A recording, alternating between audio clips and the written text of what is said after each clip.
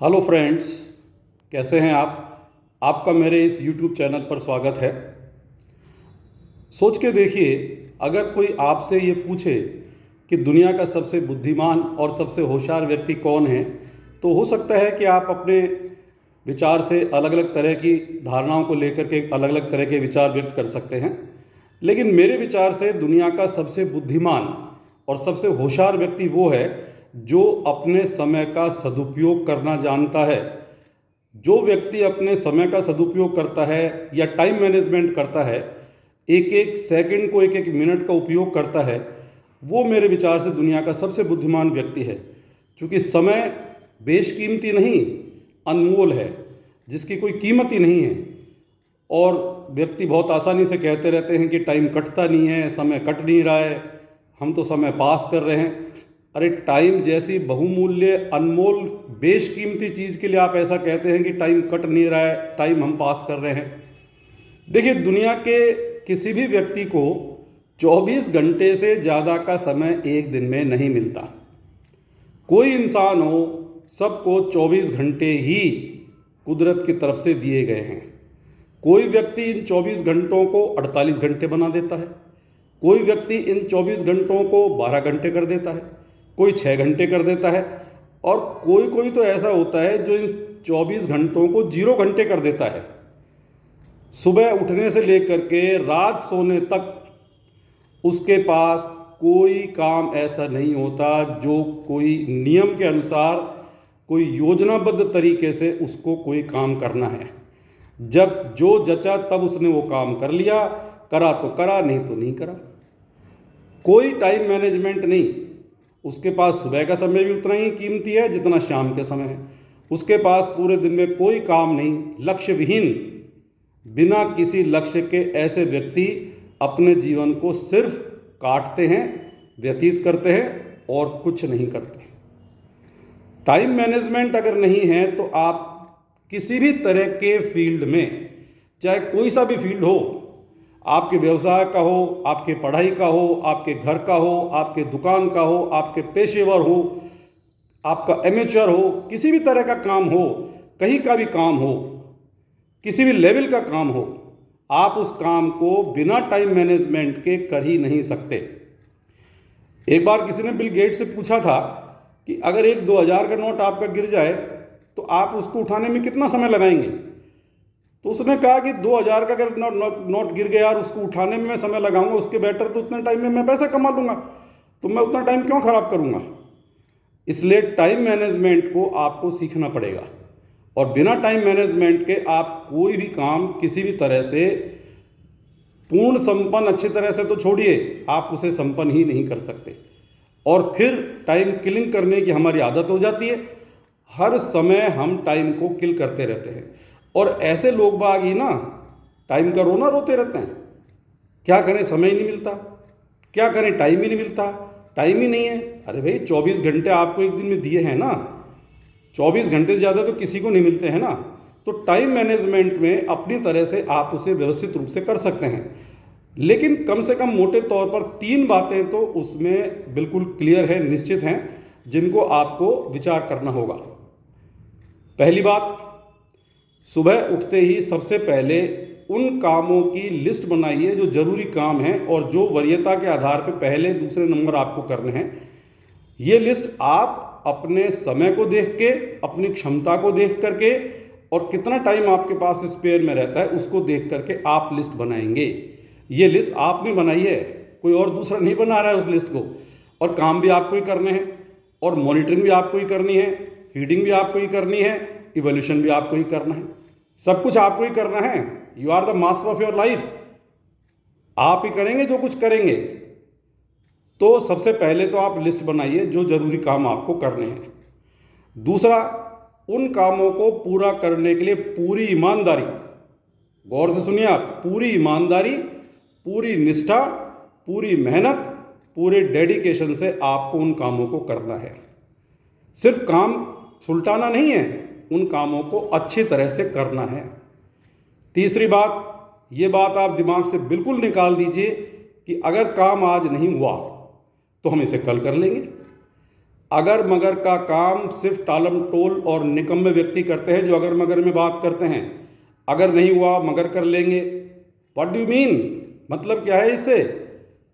आज काम करना है, सुचारू रूप से करना है, सोने से पहले करना है। वो काम को करने की जिम्मेदारी आपकी है। कल करेंगे तो कल के लिए कोई दूसरा काम आएगा। कल के दिन पर आज का क्या अधिकार? वो तो आपको करना है ना। तो वो काम तो आज आपको करना ही है। इस तरीके से उस काम को मैनेज करके आप प्रारंभ करेंगे तो वो काम खत्म होगा। दूसरा, इसके अन्य बातों में, एक बार लक्ष्य निर्धारित करने के बाद में जितना जल्दी हो सकता है उतना जल्दी उस काम में जुट जाइए।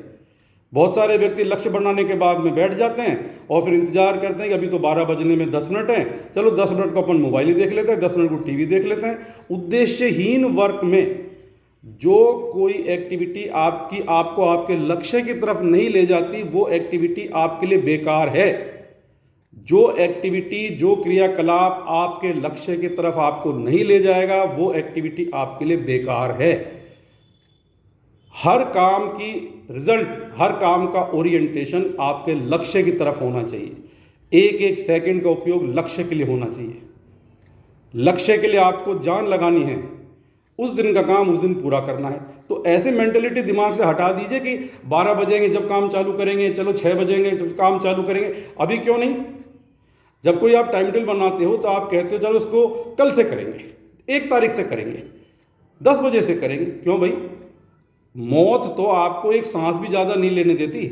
11:59 पर मौत आनी है तो वो तो 12 बजे का 1 मिनट का भी इंतजार नहीं करती, वो तो एक सांस भी एक्स्ट्रा नहीं लेने देगी। जब आपके पास टाइम लिमिटेड है जिंदगी का, तो उस लिमिटेड टाइम के जिंदगी में जो टाइम मिला उसे बर्बाद क्यों करते हो? तो लक्ष्य निर्धारण करने के बाद में तुरंत काम पर जुटिए। किस बात का इंतजार कर रहे हो और किसका इंतजार कर रहे हो और क्यों इंतजार कर रहे हो? काम तो आपका ही है ना, और करना भी आपको ही है। इसके अलावा क्या होता है कि जब हम एक काम पूरा कर लेते हैं और बीच में थोड़ा सा गैप होता है तो हम उस काम को सोचते हैं चलो अभी बीच में गैप है, चलो थोड़ा सुस्ता लेते हैं, और कुछ नहीं तो घूम लेते हैं, और कुछ नहीं तो बतौले कर लेते हैं, और कुछ नहीं तो मोबाइल ही देख लेते हैं। क्यों भाई? एक काम खत्म हो गया तो दूसरे काम में लगे। रेस्ट के समय रेस्ट, काम के समय काम। दिन काम करने के लिए, रात सोने के लिए।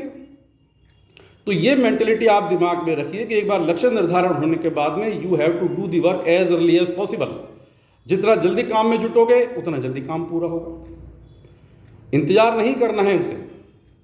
तो ये बातें हैं जो बेसिक फंडामेंटल्स हैं, जो बेसिक फंडाज हैं कि काम का निर्धारण करने के बाद में उसे तुरंत ही काम पर लगना है।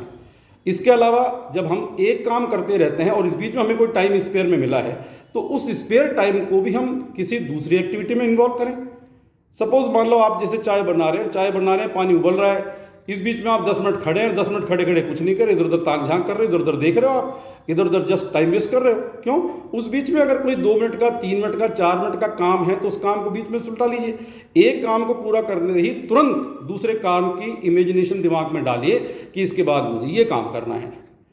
वो टाइम आपका 24 घंटे में लिमिटेड है, उसके अलावा तो टाइम नहीं है ना। तो ये बिल्कुल क्लियर बात है। अगर एक काम के बीच में कोई टाइम स्पेयर मिल रहा है तो उस स्पेयर को यूज करिए, टाइम को यूज करिए। टाइम को जितना यूज करोगे उतना ही टाइम को आप बचाएंगे। एक बार क्या हुआ कि एक मूर्तिकार ने बहुत अच्छी मूर्ति बनाई और उसे एग्जीबिशन में रखा। अब एग्जीबिशन में इतनी सारी मूर्तियां रखी, लेकिन उस मूर्ति की जो सेंस था वो किसी को समझ में नहीं आया, क्योंकि वो मूर्ति का जो सर था वो आगे से घने बालों से था, काफी घने बाल थे आगे सर पर, और पीछे का हिस्सा उसका पूरी तरह से गंजा था और उस पर कुछ नहीं लिखा हुआ था। तो लोगों को समझ में नहीं आई कि क्या बात है। आखिरकार उन्होंने मूर्तिकार से पूछा, भाई बताओ इस मूर्ति का मतलब क्या, हमें तो समझ में नहीं आया। तो उस मूर्तिकार ने क्या समझाया, ध्यान से सुनिए आप। उस मूर्तिकार ने कहा कि ये मूर्ति समय की मूर्ति है। समय की मूर्ति का मतलब यह है कि ये समय जो है वो आगे से घने बाल वाला है और पीछे से गंजा है। जब आपके पास समय है, पहले से एडवांस में टाइम है, तो उस समय को एडवांस में आगे से पकड़ो। इस मूर्ति को, बालों को अगर आप आगे से पकड़ोगे तो समय आपके हाथ में आ जाएगा, काबू में आ जाएगा। और जब समय आपके हाथ से निकल रहा है और उस समय आपने मूर्ति को, यानी कि समय को पकड़ने की कोशिश की, तो पीछे से क्या होगा कि आपका हाथ उसके गंजे सर पर पड़ेगा और वो समय आपके हाथ से फिसल जाएगा। यानी कि समय को अगर पकड़ना है तो आगे से पकड़िए। जब समय आपके पास है तब तो आप टालम टोल कर रहे हो, जब तो आप समय को किल कर रहे हो, और जब समय निकलने को हो रहा है 11th आवर्स की बात आ गई, उस समय आप समय के पीछे भाग रहे हो, तो भागता समय थोड़ी पकड़ में आता है। समय तब पकड़ में आता है जब उस समय को आगे से पकड़ा जाए, एडवांस में है तब समय पकड़ा जाए। आपको कोई काम करना है 12 बजे, तो आप बिल्कुल 12 बजे से ही क्यों चालू करते हो? 10 मिनट पहले बैठो ना आप काम करने के लिए, तो आप जल्दी बैठोगे तो जल्दी हाथ पकड़ में आ जाएगा।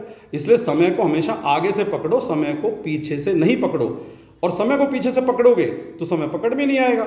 और फिर ताज्जुब की बात तो यह है कि व्यक्ति जिंदगी भर इस अनुभव को ग्रहण करता रहता है और वो अंत तक भी समझ नहीं पाता इस बात को कि बेसिकली टाइम गया कहाँ, आखिर टाइम कहाँ जा रहा है। टाइम आपके हाथ से, जैसे रेत आपके हाथों से फिसल जाती है, इस तरह से टाइम आपके हाथ से फिसल जाता है। 1 मिनट फिसली, 1 घंटा, 1 दिन, 10 दिन, 1 महीना, 1 साल और पूरी जिंदगी फिसल गई। जिंदगी के आखिरी समय में आप देखेंगे तो आपको लगेगा कि मैंने 80 साल क्या किए, 80 साल जिंदगी, 100 साल की जिंदगी में मैंने क्या किया, आखिर मेरा टाइम गया कहाँ? टाइम कहीं नहीं गया। आपने टाइम को टाइम मैनेजमेंट के हिसाब से नहीं पकड़ा। टाइम को आपको पकड़ना पड़ेगा, टाइम मैनेजमेंट का फंडा आपको सीखना पड़ेगा। अंत में मैं बिल्कुल 3 बातें आपको स्पष्ट रूप से बताता हूं। जिस काम को करना है उसे तुरंत करिए, बिना किसी टालम टोल के। बीच में अगर समय मिलता हो तो उस काम के अलावा कोई अन्य काम है तो उस काम को करिए। इंतजार मत करिए किसी चीज का। एक काम खत्म कर दिए तुरंत दूसरा काम चालू करिए, और इस तरह से एक काम को निपटाने के बाद में दूसरे काम के लिए तैयार होइए, फिजिकली भी और मेंटली भी। इसलिए बेटर है कि हम उस काम को अच्छी तरह से करें। थैंक यू, जय हिंद। अच्छा लगे वीडियो तो सब्सक्राइब करिए, लाइक्स करिए और अच्छा तरह से मुझे मोटिवेट करिए जिससे कि मैं और अच्छे वीडियोस बना सकूं। Thank you.